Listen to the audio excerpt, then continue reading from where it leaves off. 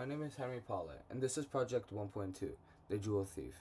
When taking a look at the final completed prototype of the device, there are a couple things to know about this actual circuit itself, and one of them is it relies on an initial power supply that's a lower voltage requirement than some of the components included in the actual circuit.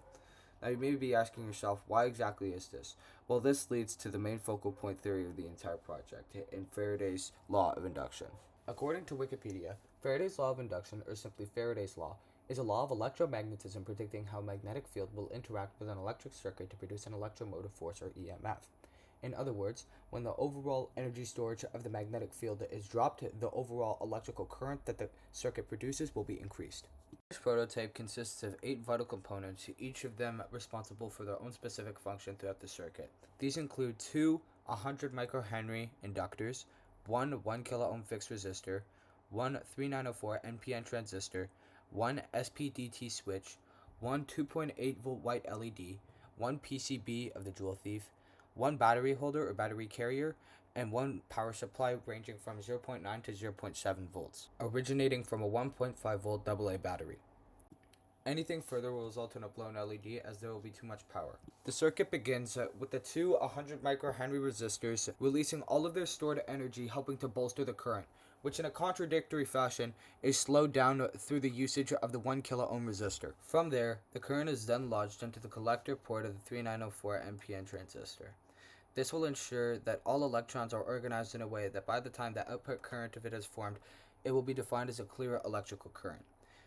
It is then put into the base port of the NPN transistor, where the current flow is regulated, and then out the emitter, forming the output current. To conclude, the current from the emitter port of the transistor is then lodged into the SPDT switch, down to the LED, and down to ground, creating a full circuit loop. I will now turn on my device to confirm its overall functioning ability. Thus, there's the breadboard circuit, or breadboard version of the prototype just shown.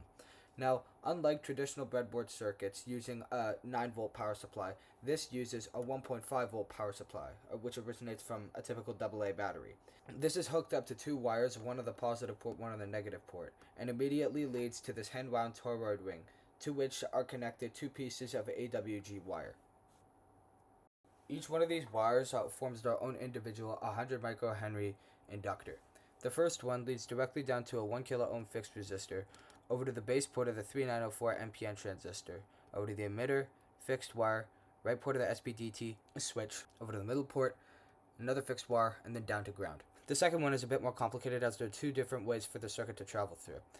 The first one goes down to this gray fixed wire, which heads up to the collector port of the NPN transistor, through the base,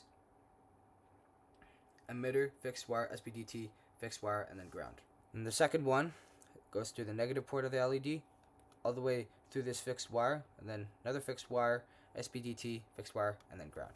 I'm Henry Paulette. This is Project 1.2, the Jewel Thief. Thank you for listening.